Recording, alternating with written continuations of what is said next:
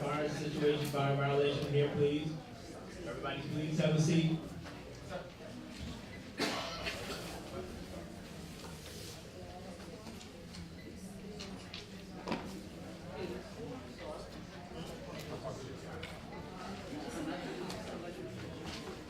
Good evening, everybody, and welcome to the October meeting for Community Board 9. I'm glad to see so many people here tonight. I'm hoping we can have this kind of discussions from now on, where we have so many people coming out who want to be part of the Community Board meeting. I want to acknowledge the elected officials who are here tonight. Thank you very much for being here. For you also want to be part of the process. Community has made some requests, so we're going to slightly differ from the agenda that was posted. We're going to have our public session first. We have a presentation with Department of Transportation. We have 2 liquor licenses tonight that's coming up for renewal, and we have 2 new liquor licenses which are coming up for the first time. After that, that will conclude our public session for that particular point. We will move into the business session. We will have a treasury report. Next month we'll have a treasurer's report. We're going to have a district manager's report. We have a chairman's report. We have several committee chairs, and we're going to do some voting. Now, for the new board members, please pay attention to what's going on because you're going to be expected to vote this evening. Excuse me. Can we please have a little quiet, a little respect for the speaker? Thank you. We're going to have several votes tonight, so new members, please pay attention. Make sure you get all your questions answered because you're going to be expected to vote tonight. Don't be the board member that says, I didn't realize something and I voted for something and it's too late now. So please pay very close attention.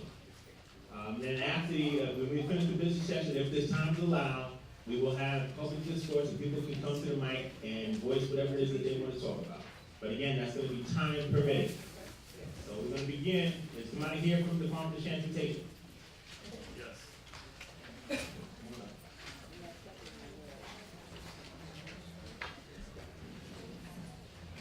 If there are any board members here, there are seats reserved for you in the first 3 rows. Please come forward if you're sitting in the back because you're taking someone else's seat.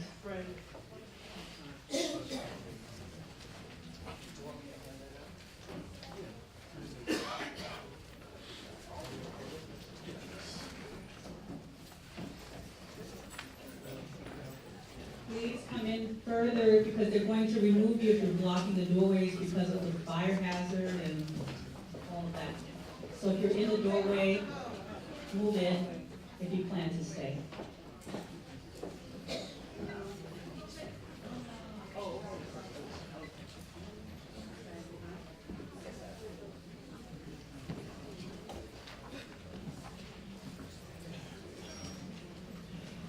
Excuse me, Mr. Chair, has every board member signed in?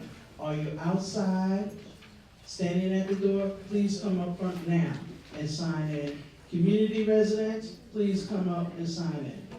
Thank you.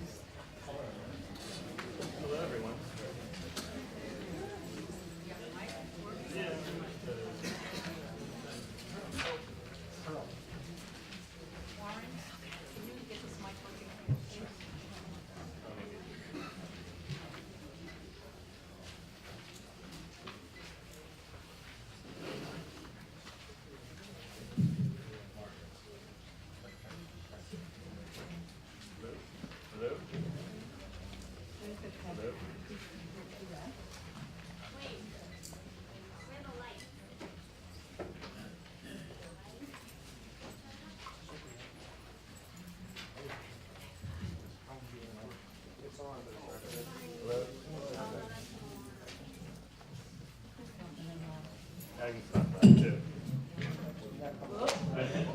Really dark now.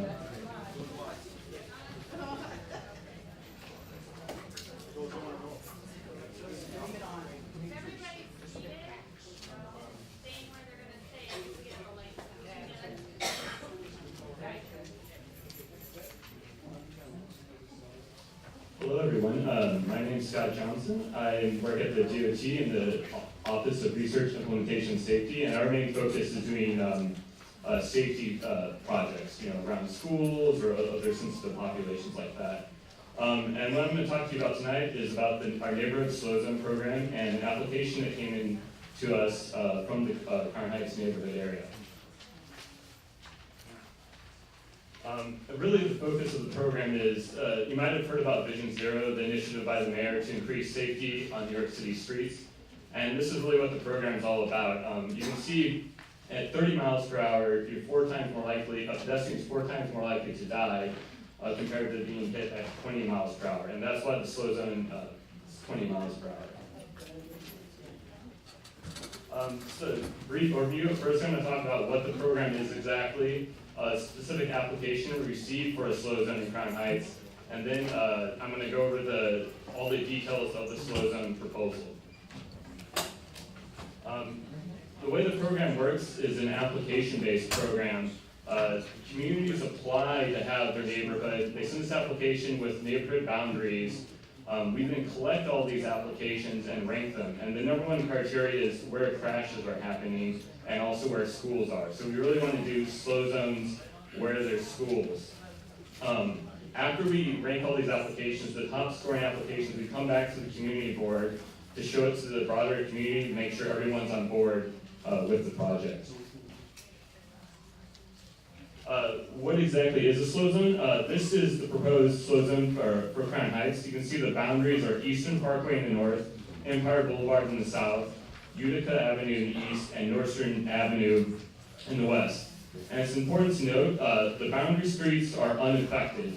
We're not going to be doing anything to Nordstrom Avenue or Utica, these very busy streets. The idea is that you can see the blue streets on the up there. It's about reducing speeds on the internal streets. These are more residential, these are where schools are, but you don't affect where, like Nordstrom or Eastern Parkway where there's a lot of traffic. The idea is you're only slowing speeds on these smaller streets. And to slow speeds, we have 3 main treatments. You can see in this picture here, everywhere you would enter the zone, you would have a 20-mile-per-hour signage along with special blue neighborhood slow zone signage. So if you're a driver, you enter the zone, you see it's 20 miles per hour. In addition to this, besides signage, throughout the zone you would place 20-mile-per-hour markings. This is just to remind motorists that they're in the slower area and what the speed limit is within this slower zone. And probably one of the most important features of the zone is the speed bumps. And the idea is that it's slowing speeds through design rather than enforcement. It's kind of designing the street to be at 20 miles per hour. And you've probably seen speed bumps. These are the same speed bumps we use around schools, but the idea is we just use a lot more in the whole zone area. And clarification point, there's a lot of different treatments, but what we are using is the picture on the right, which is more gradual slope designed to be taken at 20 miles per hour. You might have seen the picture on the left, which is a much more severe kind of hump. You usually might see that in a parking lot, but that's only in private parking lots. We never use that at the DOT. So what's used in the zone is only the picture on the right, the slope designed to be taken at 20 miles per hour. A little background, it started with a pilot project in the Bronx. In the first round of slow zones in terms of Brooklyn, there was one implemented in Boren Hill. We recently had one that's gone in for Brownsville and also Clinton Hill in East New York. And then two other ones that we're going to be presenting to community boards in the future are Prospect Heights and also Brooklyn Heights.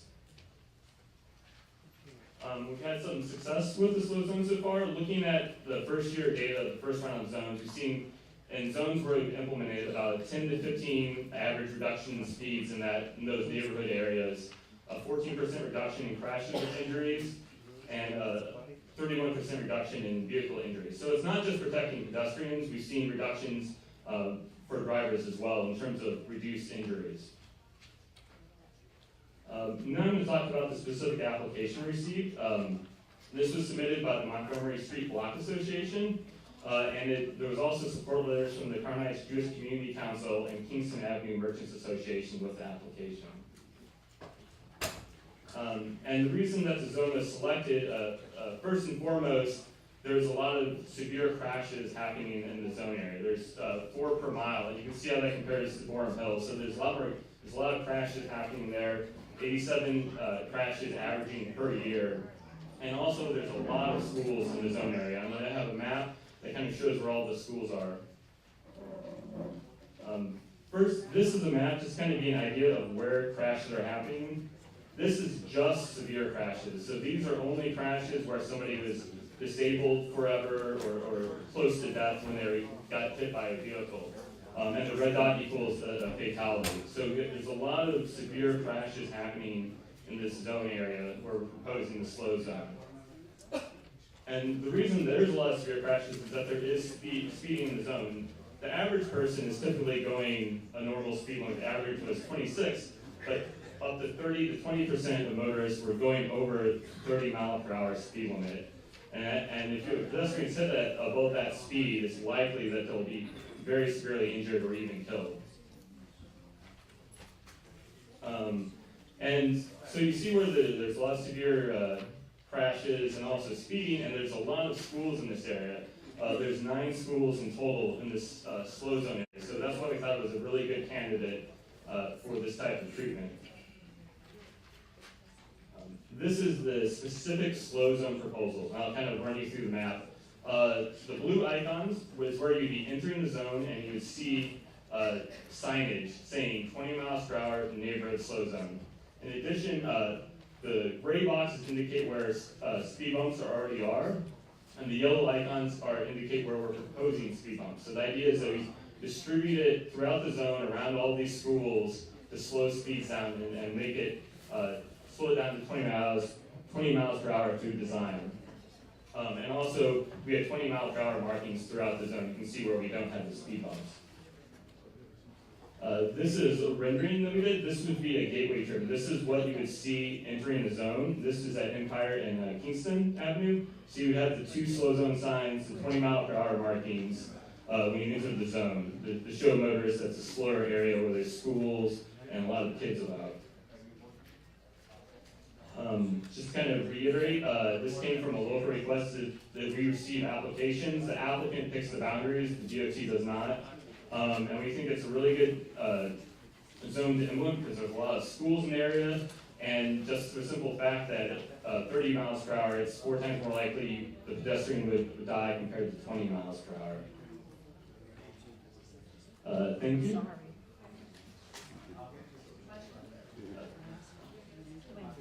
Excuse me one second, we'd just like to reiterate that the first 3 rows are for community board members. Okay? Thank you. And I can go back to any slides for visuals and stuff. All right, everyone, you have some questions? Let's take some questions.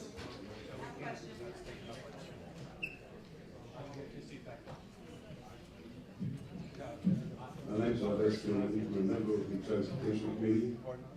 I was present at the committee last week when the DOT presented their plan. One question I asked this gentleman is, if we vote this down, is it going to happen anyway? So he said yes. No, it would not happen. That's what I was told at that meeting. Then I remarked that the DOT came to this community board 3 years ago with a motorist heaven to reconstruct Northern Avenue reconstruct Rogers Avenue, reconstruct Empire Boulevard. There's never been a greater disaster in traffic since it was redesigned. Okay. Here, one is being asked, I have no objection to speed bumps. If it slows down the traffic and there's children around and it's safety for the community, so be it. What bothers me more than anything else is if you look at the proposed speed bumps, there's no place where you can go more than, I come down Crown Street now, the signs were 15 miles an hour. So why do we have to have at the entrance point of Crown Heights 20-mile-per-hour signs so that the cops should be waiting for us and giving us tickets? For 5 miles over the speed limit, what does a ticket mean? It means $138, 2 points on your license, and your insurance policy going up in price. So I suggest that the proposal to put up a 20-mile-per-hour zone in this area is improper. And you have to look down Eastern Parkway on a 24-hour-a-day basis. There's at least 3 police cars giving out tickets along the length of Eastern Parkway. It's all just a cash cow. I suggest that this should be, I don't mind the speed bumps, but this 20-mile-per-hour zone should be voted down. Thank you.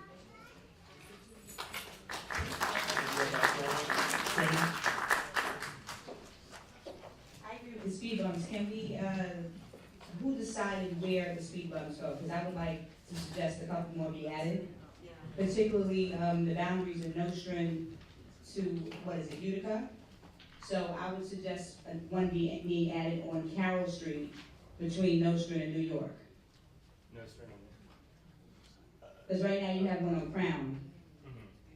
I would suggest one being on Carroll Street between Nostrand and New York. Mega Evans is right across the street.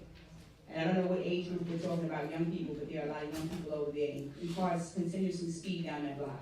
So what do we do about adding some speed bumps? Because I don't think you have enough in certain areas. And in terms of, you're talking about Nostrand and New York Avenue on Carroll, I believe the yellow icon indicates. That's Crown Street, that's not one Carroll Street. I thought Crown Street was one down. You see Carroll Street is right there, right? When you go up between New York and Ocean, there's nothing there.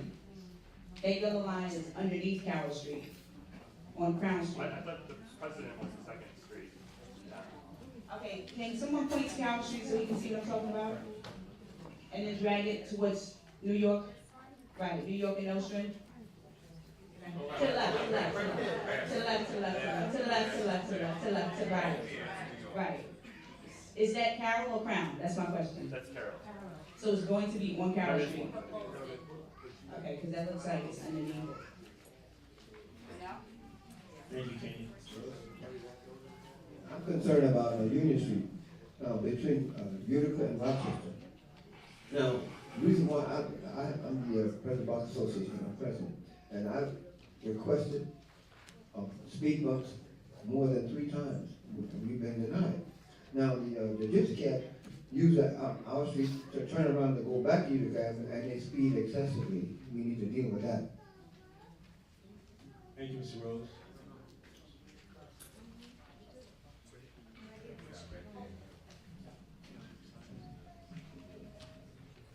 Good night. Now, I don't think it's good that we have the speed bumps, but I think what I'm seeing here, it is becoming extremely difficult to drive in Brooklyn. I have a driving school, and I can tell you it is so bad. The traffic is going so slow already, and we're looking to saturate the place with no speed bumps. Yes, speed bumps is necessary, but then you have the speed bumps. You have the bus lanes. You have the 20 miles and 15 miles per hour. Why don't we go back to the donkey cart age? I mean, it's totally ridiculous. We have bike lanes. We have all of these things. Who is the person putting all of these things in place without even trying to find out what we need and what we don't need? It's ridiculous. And that's my contribution. Thank you. Thank you. When the speakers come to the front, please make sure you say your name first. Thank you. I'm Dr. Frederick, Dr. Serena Frederick. I'm the Vice President of the Block Association on Leffords between Rogers and Washington. Thank you. Ms. Baptiste? Roy Baptiste, Community Board 9 member. Two questions actually. One, only because I did hear somebody speaking out of the audience. What is going to be the effect in terms of safety services? So like for example, in terms of the fire department, have they actually weighed in terms of how it's going to affect response times? In terms of the slow zone, it works the same as when we ever do a speed up anywhere. We send the locations of the fire services and we defer to their judgment in terms of the locations. You know, if the location works or not. We don't try to guess where they want them or don't want them. I mean, have they already weighed in? So in other words, have they already responded to this plan? Have they already blessed it? Yeah, we send out the list to the emergency services, yes. They were okay with it. I mean, part of the idea, because I know you guys are very concerned about Nostrand, Eastern Parkway, Empire Boulevard. The idea is that you're not slowing those streets down because they're a major. Can anyone hear me okay?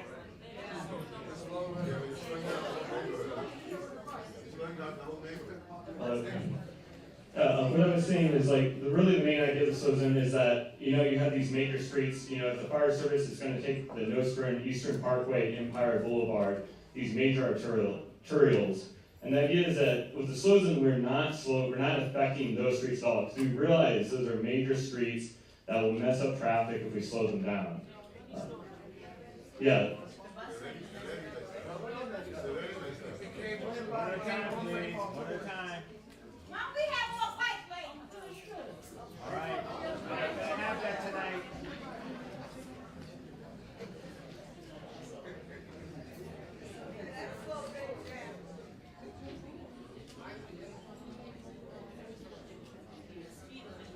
Okay, Thank you. And the second question I had was, I see that the application came from Montgomery Street Block Association, but why is it expanded to the entire district as opposed to just restricted to the street that they're requesting on? Was it part of the scope of their request that everyone gets the speed bumps?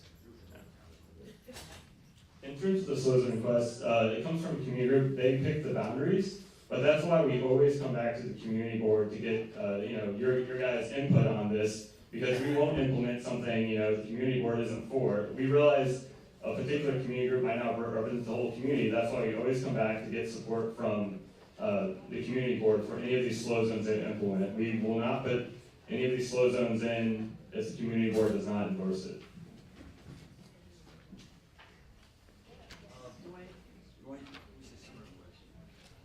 Jacqueline Welch, Community Board 9 member. My question is, do you have anything in your study for Winthrop Street between Bedford and Flatbush? Because it's like a speedway down there. The specific area of the slow zone does not include that area. I think that is a very important request. We are doing new slow zones in the future, and I'm open, anyone who wants to get my card at this meeting, Yes. accepting applications to do slow zones in the areas. We're really looking where crashes are happening, so we really want to do as many of these as possible, as long as the community, is with it. Ms. Baptiste, on your second question, if you heard what he had to say, he said that while Montgomery Street was the primary, there were secondary co-applicants. And one of them was Jewish Community Council, and the bulk of this area is within the confines of the Jewish Community Council. So they were also people who were interested, and because we have, at least in my block, there are at least 300 kids, I was very happy some years ago to put a speed bump in there. It's very, very important. The 2025 we'll sit and talk about, but speed bumps are critical for the safety of kids. Kids don't always hold their parents' hand. And if you're a driver and you see a child darting out in front of a car, your life passes by you. I mean, we've seen it, we've all had the experience, it's terrible. So speed bumps are great. I like the yellow speed bump because if you hit it real hard, you're gonna rattle the bottom of your car, and you won't do it again.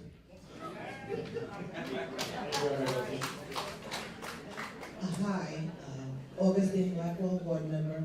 I'd like to piggyback on my fellow board member, he asked you about emergency vehicles and whether or not they weighed in, and all you said was, you sent it out. What was the response you got back, or have you gotten back a response? In terms of the response, we send out the locations, same thing with all speed bumps that we locate in the city. We send it to them, see if they're okay with it, and they were okay with these proposed speed bumps. And that's because mainly we look where fire stations are in the area as well when we begin designing this. And the idea is we're not affecting the major arterials, and as long as all speed bumps in the city, we always check with the fire services. Okay, one more question, then we have to move on.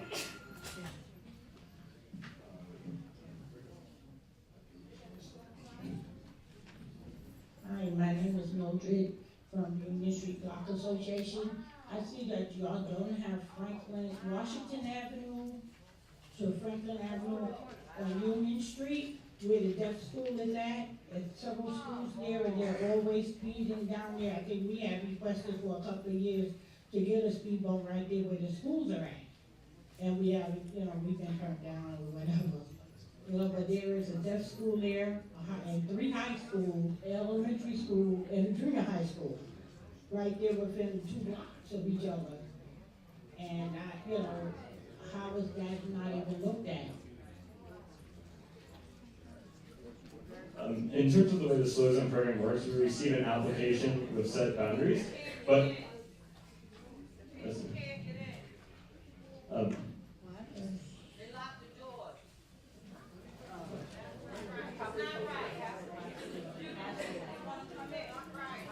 but the auditorium is probably full to capacity. That's probably, well, it's probably full to capacity. That's why the auditorium is.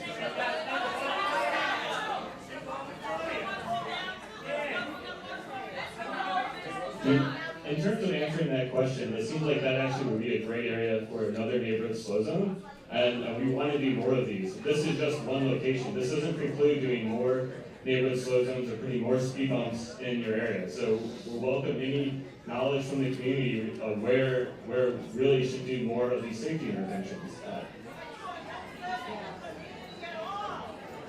Okay, folks, let's settle down, please.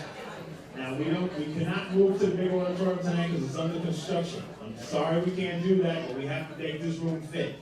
So please be patient. Mr. Johnson, thank you very much from DOT. We'll be moving on.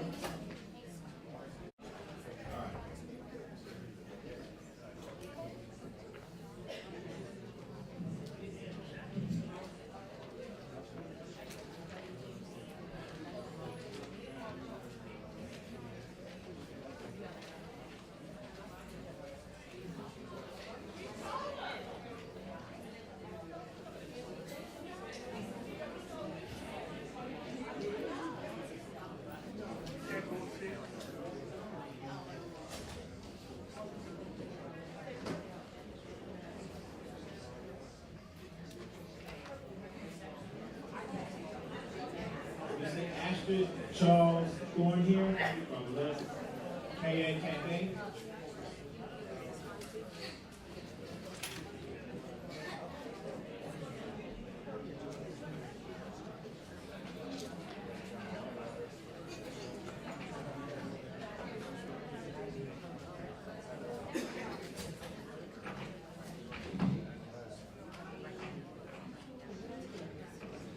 Good evening, everyone.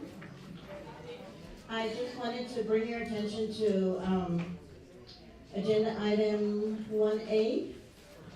The Department of Transportation has said that they would have further discussions with the community regarding this item for Franklin Avenue. They will come back to the community and do a walk on Franklin Avenue with anyone that's interested in doing it. We'll make the arrangements for suitable dates and time, so that people can observe the traffic flow on Franklin Avenue and see what impact the proposed, if it makes any sense to have the bike lane, if to make wider travel lanes or a wider travel lane or what. So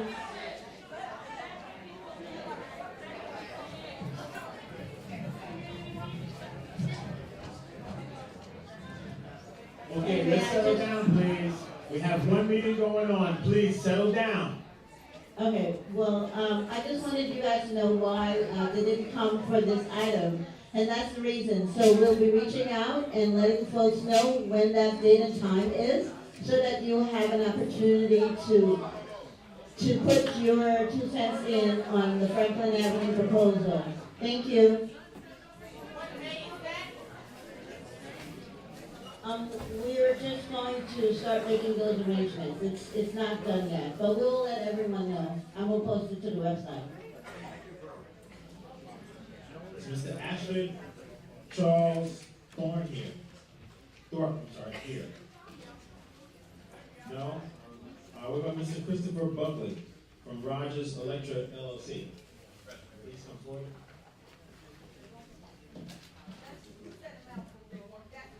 All right, we're having one conversation tonight. We're not going to have several conversations. One conversation only. Now let Mr. Buckley speak. We're not going to be disrupted tonight. Police are here tonight. We're not going to play that game. Now everybody's going to be respectful of one another. No, we're going to be one conversation only. Guess what? We have a capacity issue. I'm sorry for that. We do not have a bigger space tonight.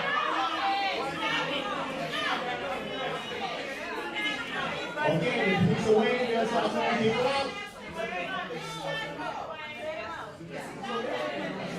Just put them out, that's all. We're going to stop the meeting until people start getting orderly. That's all. We're not going to play this again this evening.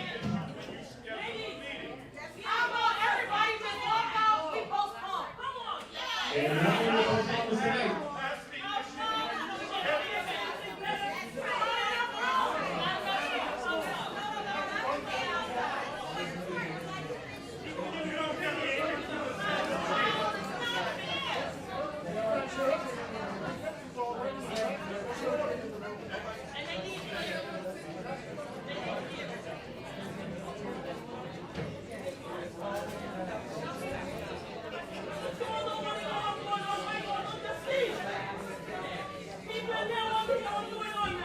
Excuse me, everyone, excuse me. We still have to conduct we still have to conduct business for the board, to represent the community.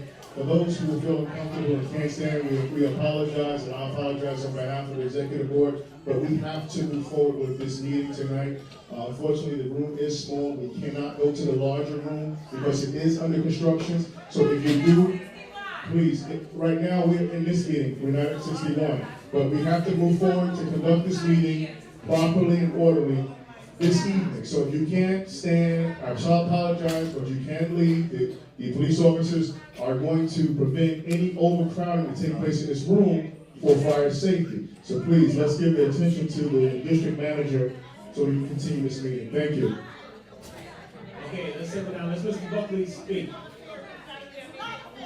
So Okay, you're going to get cleaned out of the room in the back.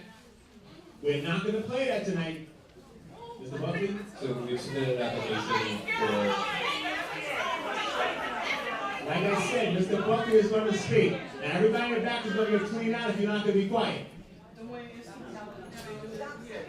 All right, Sergeant Kelly, please remove everybody in the back of the room.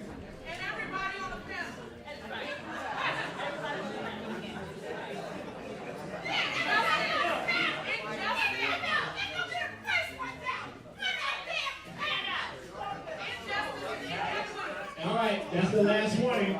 People are going to start going out of here now. Sergeant Kelly?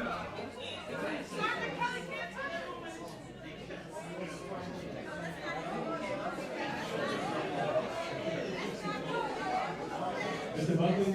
Mr. Buckley? So my partner and I have submitted an application to the board for full liquor license at 225 Rogers between President and Union. It's the site of a former hardware store. We built the space out, and I'm happy to accept any questions whatsoever.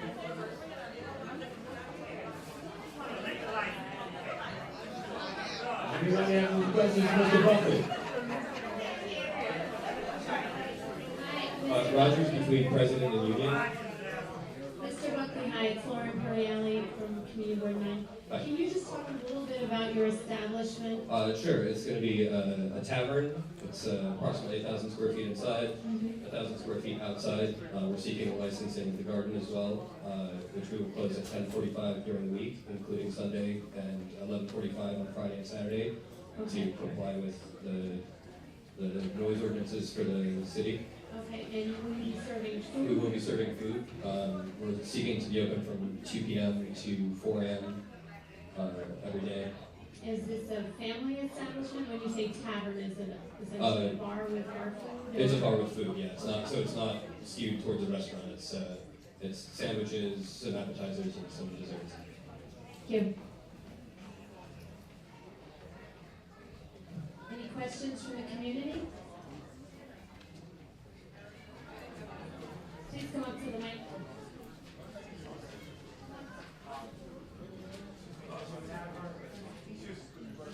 Mr. Buckley, someone's asking a question. Yes. Does your tavern, when you say it's an adult establishment where you serve liquor and you Yes. serve food, right? Yes. Okay. So as the owner, you're doing your best to manage any exterior sidewalk disturbances? Absolutely. Absolutely. I have a bar on Fulton Street between Clinton and Waverly called Hampson Drive, and we've been operating for the last 4 years with absolutely zero complaints. Any more questions, Mr. Buckley? Yeah, I gotta ask a question. Come up to the mic. Can I ask a question? Come to the mic, please.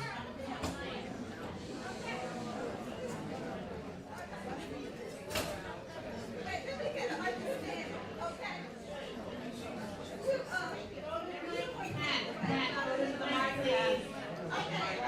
Hear your question. Is this liquor license gonna be in a black neighborhood? Yeah. Answer that So question. it's gonna be in another neighborhood besides black, cause don't we got enough liquor licenses in bars and clubs in a black neighborhood? Don't we got enough of that in the black? Okay, your comments are out of line, Pat. Okay. Pat, your comments are out of line. Thank you.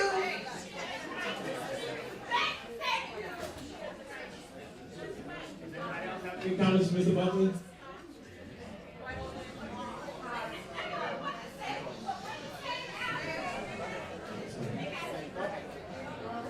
You hear me? Okay. Hi, my name is Sabrina Hassan. I live on Carroll Street. And what I'd like to ask Mr. Buckley, what are you doing in reference to reaching out to the community when it comes to hiring? Because if you're going to have an establishment in our community, you need to hire some of the people who live here. I already have plans to hire 3 people that live on this side of Eastern Parkway, between Eastern Parkway and Empire, who I know from bartending elsewhere. Thank you. Thank you. You gotta come to the front.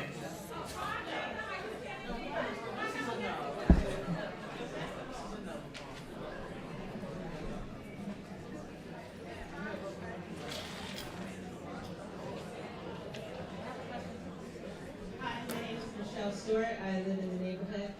My question to Mr. Buckley is, I know it's going to be serving alcohol.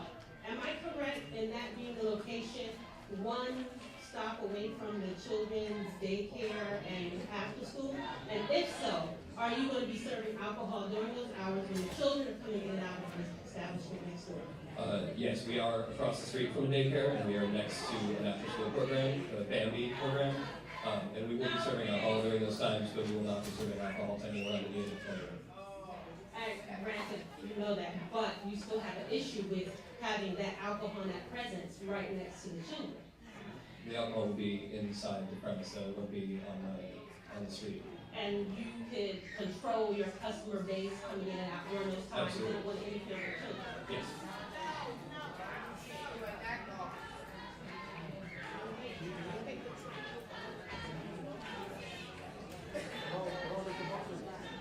Any more questions? One more question, please, and we need to move on. Michael?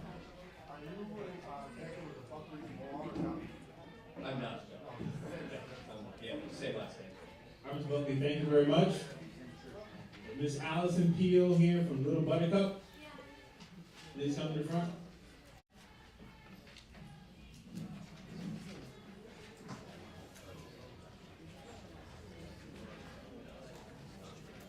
Hello, I'm Allison Pels. I'm planning to open a cafe and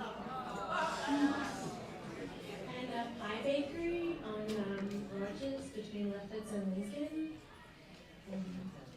Sorry if anyone doesn't like pie, but I think most people like it. And I'm applying for a beer and wine license to just to enhance the experience of my establishment, and it's not going to be a raucous place, just quiet, and I put in an application for live music, but it's also going to be inside, and it's going to be quiet, and I live up once a week, and I live upstairs from the bar, from the cafe.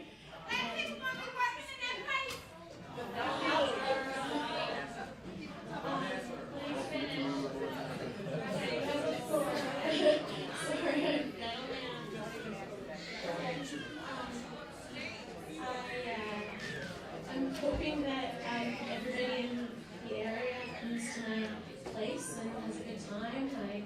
I want it to be relaxing and safe and welcoming. Yeah. Do you have another speaker? No, I have a question actually. You mentioned the live music application. Can you talk about the hours of that? What kind of music? Well, I don't want it to be noisy, and it won't be outside. But it would probably be on a Friday night. Before I want to close before midnight on Friday night, so it would be done before that, well before. And what kind of music? Acoustic music, nothing. And have you applied for that permit already? Yes. And where are you in the process of that? There's no separate permit. There's no separate, okay.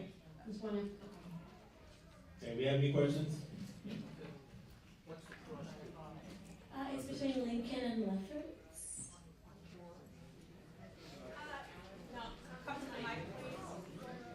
Please state your name when you come to the mic. Okay, I'm sorry, because the brother just came up to me. And I can sense that there's a lot of tension in the room, and I can understand why. I've lived here all my life, and I see the dynamic of my community changing in a way that I don't like. So I understand the tension of the people in the room. Again, my name is Sabrina Hassan, and I am sponsoring an event on November 15th for the Buy Black Vendor Showcase. I want all of you to understand and pay attention to what's going on. You can't be mad at anyone except for us, because we're letting this happen. The brother, and I have to say this. Right, we have a public piece that remains. This is specifically for the questions, so the speaker. I'm reading to my question right now. But I have, okay, you don't have to be rude. We're all here together trying to get something accomplished. Okay, so, I beg your pardon? I should say your question. I will. Okay. All right, now let's give her a chance to speak. Come on. Thank you, because first of all. Speaker, hold on a second. We're not gonna have outbursts like that, Pat. This is gonna be your second, recognize you for your first warning. And you've done this several times already tonight. Give me several chances. Let's get to the point. Let's get to the point, okay? I want for all the new people, such as yourself, that are coming into the neighborhood.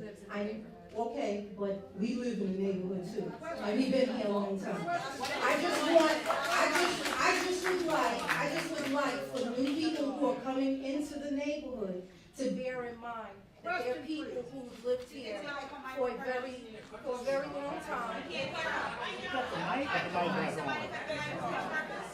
do it? Okay, well, I'm gonna speak because I know how to, I've done public speaking, so I know how to react. Okay? All right.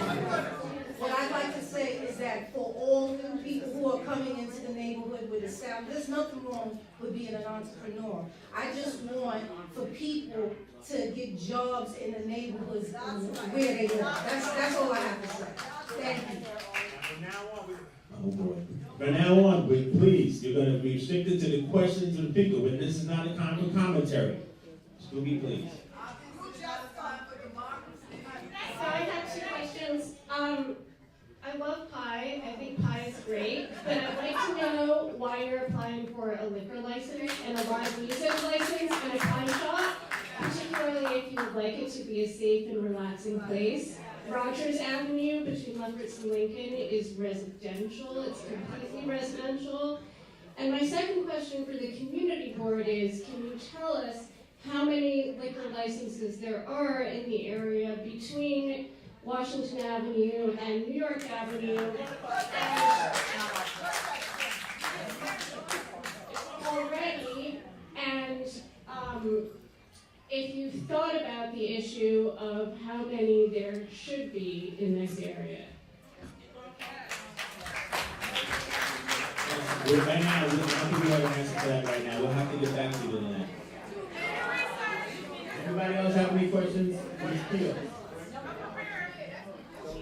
My name is Dr. Frederick, and I live on Lefferts between Bedford and Rogers. And on that same block that you're applying for liquor license, there is a bar right on the corner of Lefferts and Rogers. There are a few more between Lefferts and Sterling.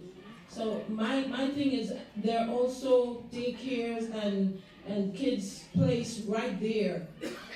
My thing, I have no problem with, as the previous speaker says, people coming in and doing those things, but please, look at the areas that you're trying to put those things in before you apply for the license for them. Thank you.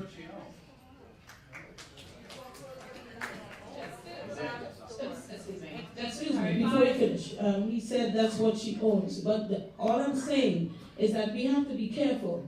Some of us have been here for over 20 years, and I know it's good to have entrepreneurs come in, but I will say to you, that might be the building she owns, but she's looking to put a pie store, not a liquor place. Thank you. Okay, just to clarify, this is an application for a beer and wine license for a cafe, a small cafe. This one's barely hold probably about 20 people on the inside.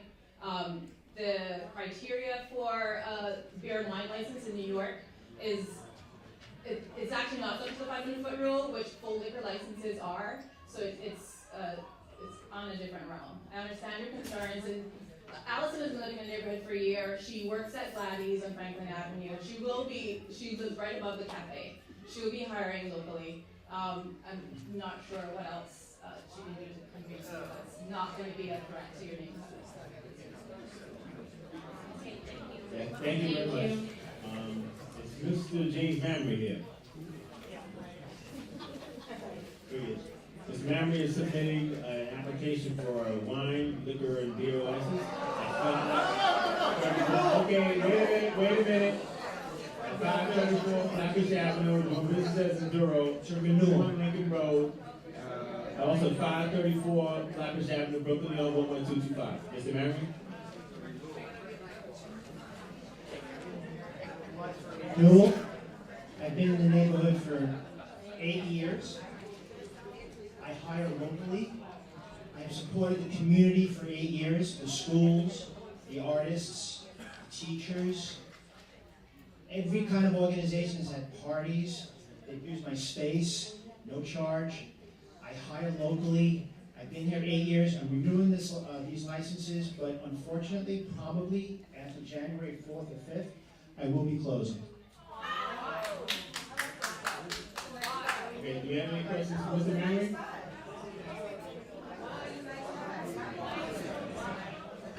Mr. Mamrie, why are you closing? I can't come to terms with my landlord.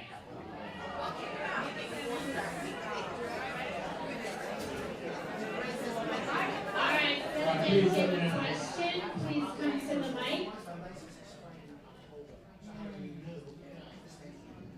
All right, if you have a question. Mr. Mamrie, speak to the mic. Let everyone hear that. them all hear that. I'm sorry? Let them all hear that. Please. I had to renew the license, it expires October 31st, so I'm gonna be in business for the next 2 months. And so I had to renew the 2 licenses at a cost of $10,000, and then I'm gonna close. That's a sad commentary. I'm sorry? Does anybody have questions for Mr. Marion? Let's come to the front, please. No one has any questions for Mr. Mamry?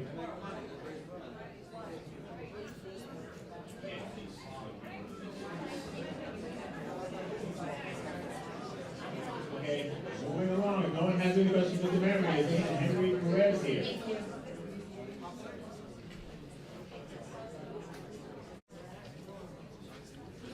No? All right, well, that'll conclude the public session for now. Let's move on to the business session.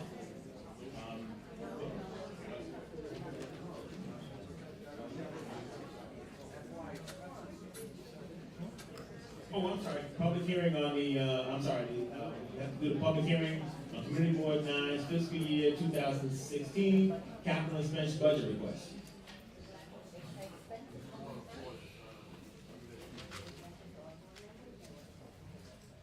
Okay, I'm hoping all board members received it and had a chance to read it, understand it.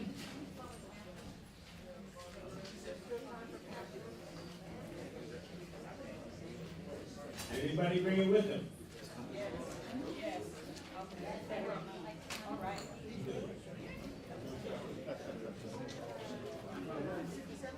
Ms. Baker, can we borrow yours? No. No.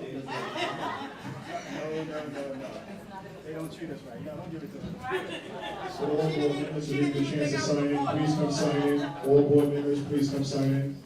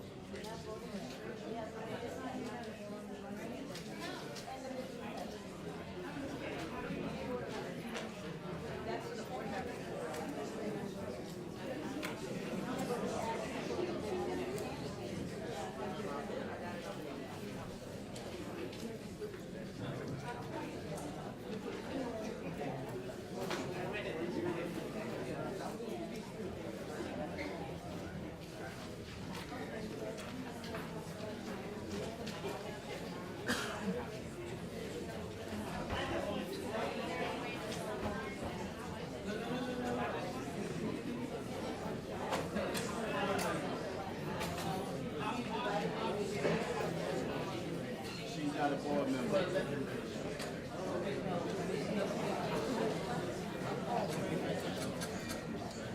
She's not a board member. Anna.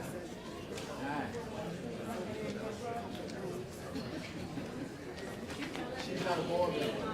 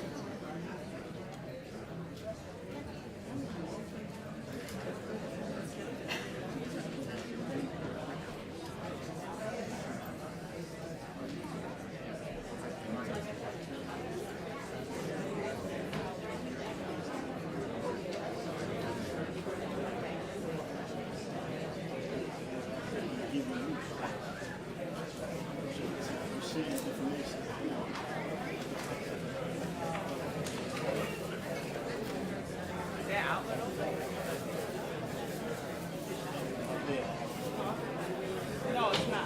Okay,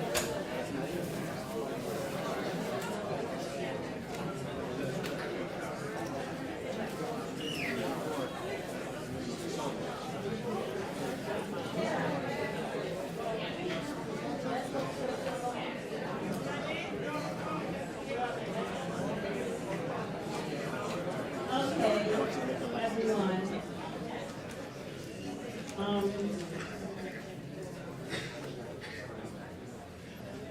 We're going to the item on the floor is item number 4. It's a public hearing on the FY 2016 capital and expense budget request. And it's a process that we go through every year, and the board participates in the city's budget process, and we're allowed to advocate on behalf of the community for what the needs in the community are. So if it's parks or roadways or more police or repairing the subways or schools, or that's the sort of thing that's in the budget request.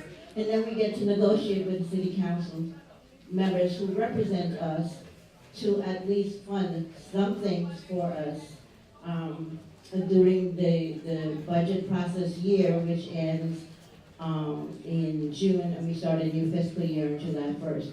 So the items were emailed to all the board members, and we also posted it to the website. I don't know if the folks in the room had an opportunity to look at it, but tonight if you did have an opportunity to do so, and you wanted to say something about any one of the items, this is the time to do so, because we're required by New York City Charter to listen to the community.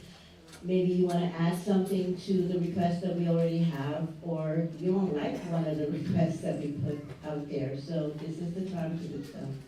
Thank you. The request, yeah.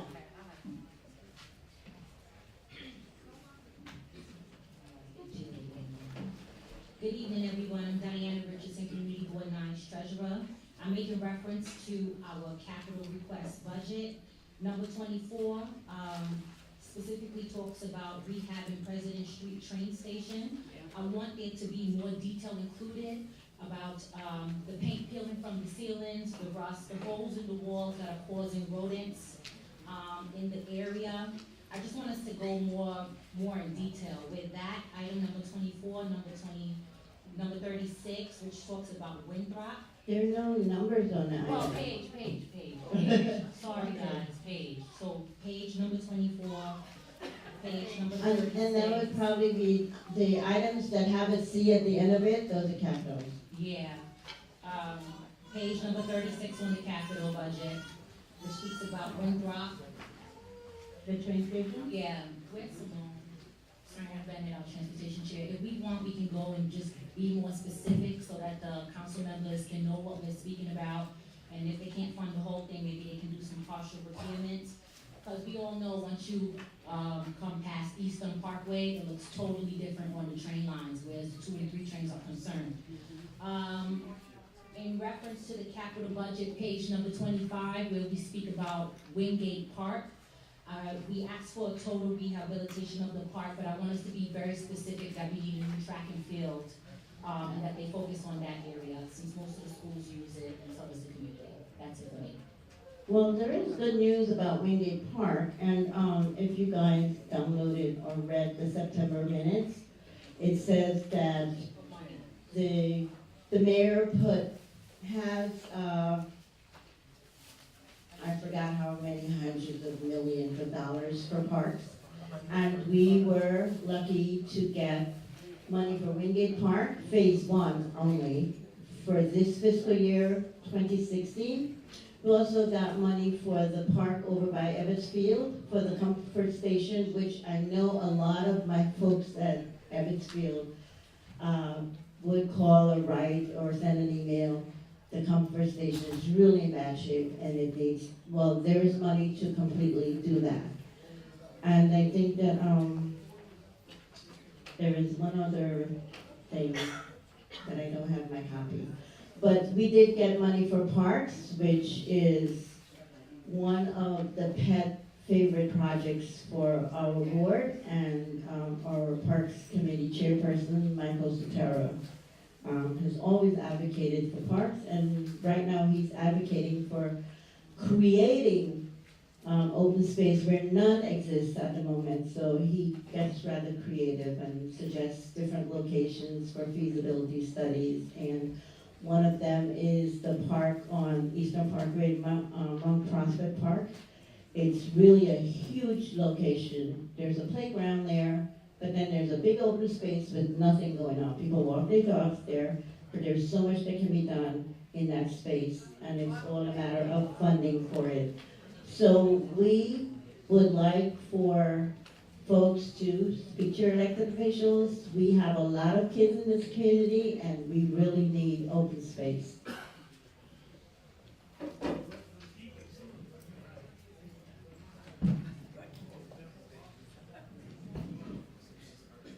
Hey, Tim Thomas, Community Board.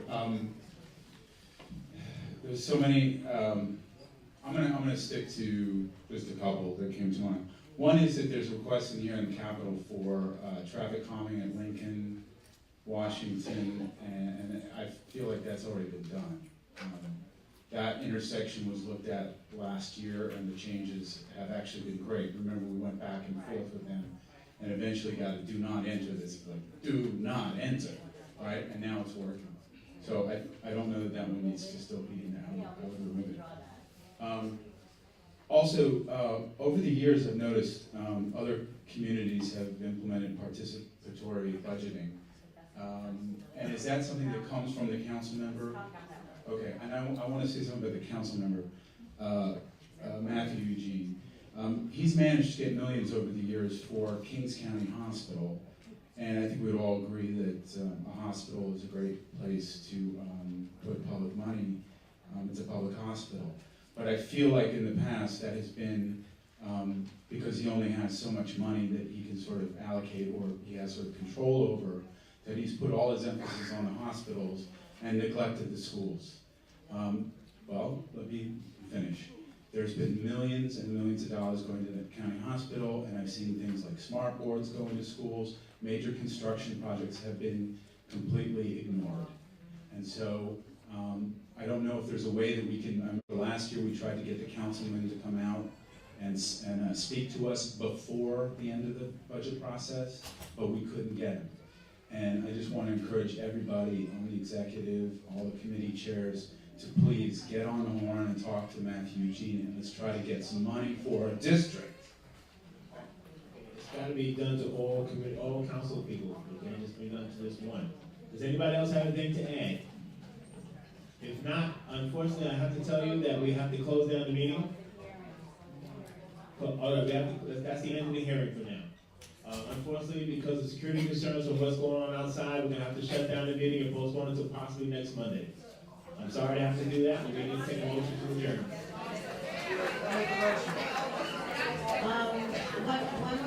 One more thing about that. We were asked to do so by Megan Everest College. We're not making decisions arbitrarily. Megan Everest, the young lady that you saw speaking with us, she asked us to close the meeting right now, and we will have the larger auditorium on Monday so that we can continue the meeting. So we'll adjourn the meeting for now and table the other items for Monday. November 3rd is Monday. Thank you very much. Motion to adjourn. I second the motion to adjourn. I second the motion to adjourn. Who did that? I make the motion to adjourn.